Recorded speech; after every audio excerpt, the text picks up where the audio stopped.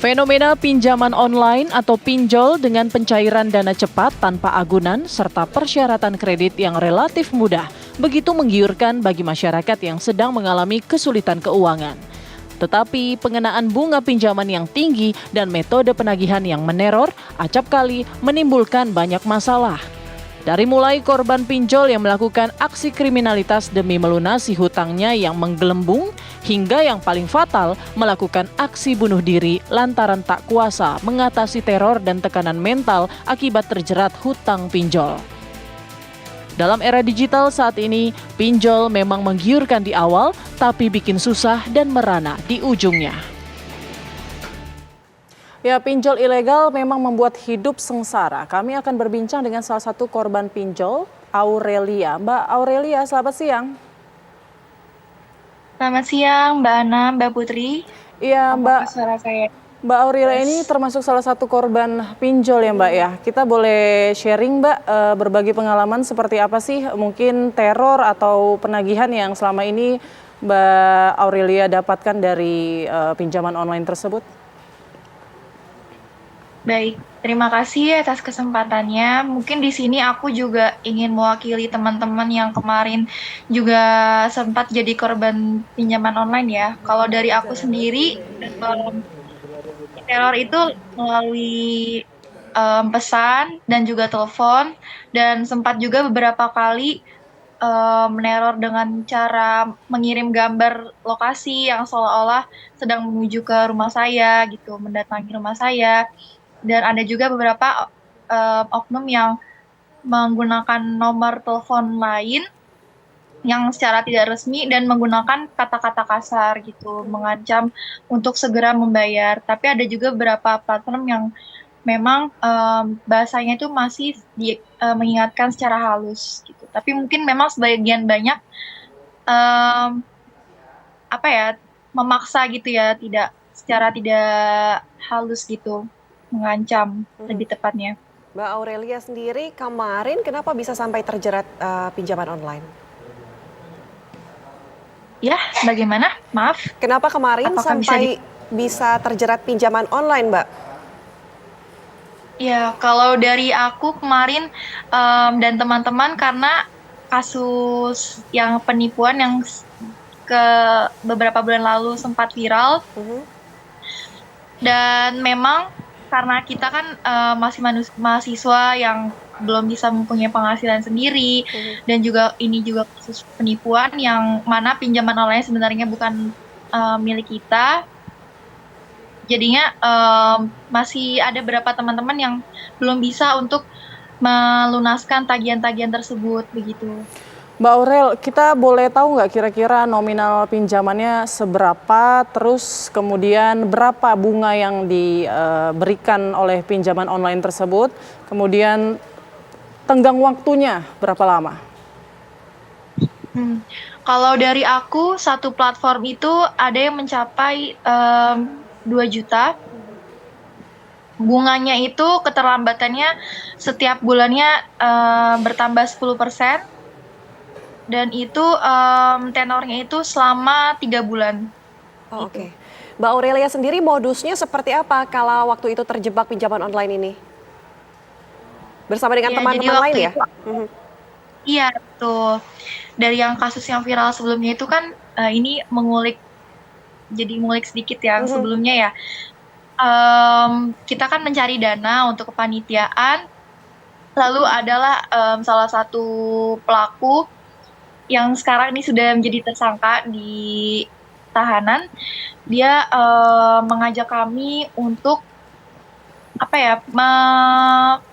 mendaftarkan akun pinjaman online menggunakan data pribadi kita, dan pinjaman yang kita punya itu nantinya diserahkan ke rekening si pelaku ini. Nah, nantinya kita mendapatkan keuntungan 10% dari jumlah jumlah pinjaman yang tersebut gitu. Oke, jadi iming-imingnya nanti bunganya akan dibagi juga ya, seberapa untuk yang sudah meminjamkan data pribadinya, begitu ya Mbak ya?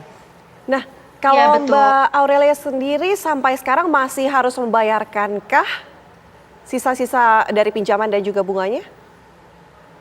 Kalau dari aku pribadi, alhamdulillah sudah lunas ya, sudah lancar dibayar secara pribadi. Tapi Tapi memang ada beberapa teman, ya, iya, ada tapi beberapa teman-teman yang laporkan masih belum bisa untuk membayar gitu. oke. Tapi Mbak Aurelia ketika tadi sudah ditahan begitu ya sudah menjadi tahanan pihak kepolisian, masihkah ini harus dibayarkan? Masihkah tagihannya berjalan begitu maksud kami? Iya, tagihannya akan mau tidak mau harus ditanggung oleh masing-masing yang memiliki data pribadi tersebut. Baik, tanggung jawabnya masih tetap di Mbak Aurelia ya. Mbak, saya mau tanya dong, seberapa parahkah teror yang mungkin pernah Mbak Aurel terima? Ancaman seperti apa sih yang mereka lontarkan, Mbak? Waktu sebelum membayar sama sekali itu ya, memang hampir setiap harinya ditagih, misalnya satu hari itu bisa 8 sampai 10 kali ditelepon dengan nomor yang berbeda-beda. Setelah itu karena mungkin ditelepon juga tidak direspon, mungkin larinya ke pesan lewat pesan chat. Di situ ancamannya kata-kata kasar, kata-kata yang mengancam, mengirim foto alamat menuju rumah yang seolah-olah memang sedang menuju ke perjalanan sampai ke rumah kita gitu ya. Tadi Mbak Aurelia katakan bahwa sampai ada foto menuju ke rumah Mbak Aurelia. Ini pernah sampai datang ke rumah nggak atau sampai mengganggu pihak keluarga lainnya?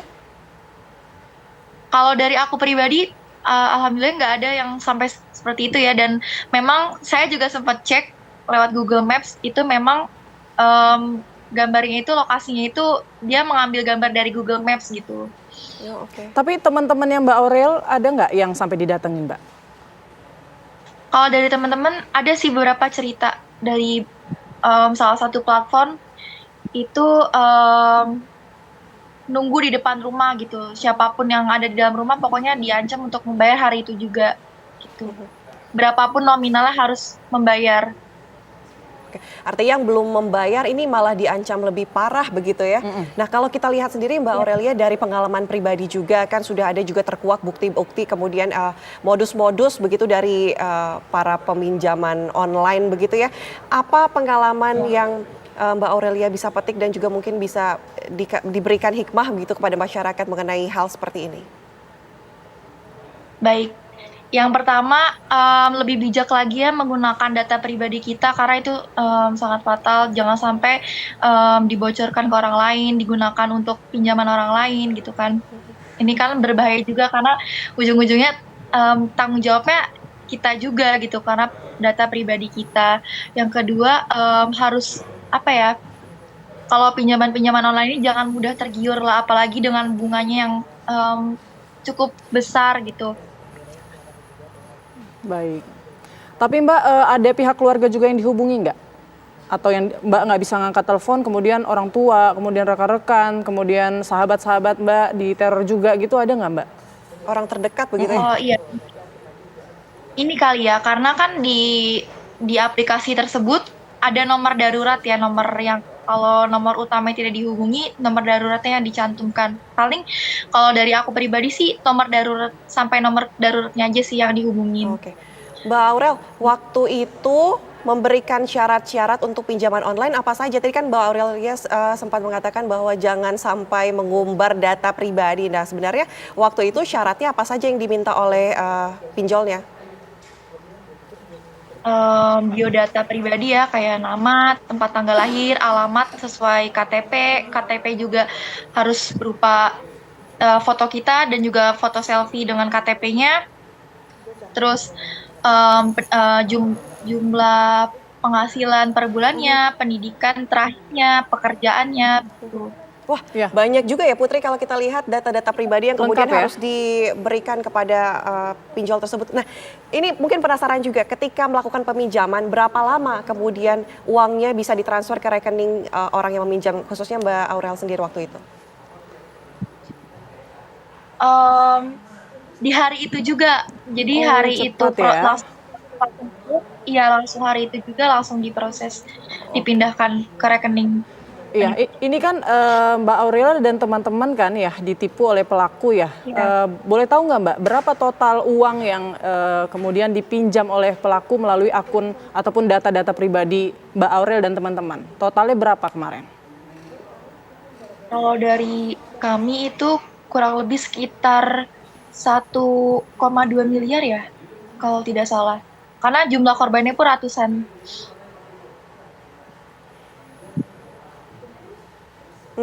Kalau misalnya kita Dari lihat keempat ya, platform.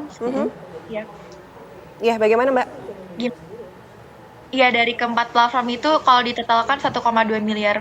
Banyak sekali ya, ini 4 platform. Oke, Mbak Aurelia, kan banyak juga modus-modus lain yang digunakan oleh para pinjol begitu ya untuk menyebarkan, kemudian untuk menarik masyarakat untuk menjadi korbannya begitu. Kalau misalnya kita melihat banyak sekali. Nah, Mbak Aurelia sendiri melihat ini seperti apa? Ya, ini kan rata-rata di luar sana kan lagi banyak yang sedang membutuhkan dana ya. Jadi karena banyak juga tawaran-tawaran yang menggiurkan, yang mana prosesnya juga cepat, hanya melewat handphone juga bisa memperoleh uang pinjaman tersebut tanpa harus ya. Jadi mungkin orang-orang mudah tergiur dan ya karena kepepet juga kali ya ingin mendapatkan dana cepatnya secara singkat gitu di waktu singkat. Iya, Mbak Aurel kan Mbak Aurel pasti pernah dengar juga mungkin di kasus yang lain ada korban-korban pinjol itu yang sampai kena mental, kemudian bahkan ada yang bunuh diri, itu beneran Atau bahkan membunuh ya Putri ya? Iya, benar, melakukan tindakan kriminal itu beneran Mbak, segitu stresnya kah ketika ditagih terus ataupun diteror sama pinjol ini? Secara fisik ada nggak sih Mbak? Bukan hanya verbal tapi mungkin ancaman teror fisik yang diberikan oleh mereka? Kalau ancaman secara fisik dari penagihnya sih belum ada ya. Tapi mungkin secara mental pasti ya kami semua, apalagi yang kita yang tidak menggunakan pinjaman online tersebut gitu. Terutama sebagai korban kan pastinya berat juga ya untuk mencari gimana cara menggantikan uang tersebut. Sedangkan si pelaku juga tidak bisa bertanggung jawab untuk membayar semua tagihan tersebut gitu kan. Kalau dari teman-teman mungkin lebih banyak yang terkena mental mungkin ya. Diancam apa sih? Mbak Aurel, orang tua melihat ini seperti apa ketika Mbak Aurel mendapatkan ancaman kemudian ditipu seperti ini? Apa tanggapan dari orang tua Mbak Aurel sendiri?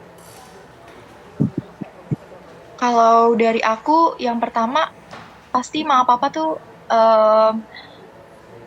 mungkin marah ya, kecewa karena ya harusnya sebelumnya lebih baik tuh konfirmasi ke orang tua dulu untuk menggunakan data-data pribadi, karena dari orang tua aku sendiri juga sebenarnya tidak pernah mengajarkan yang namanya pinjaman online gitu kan.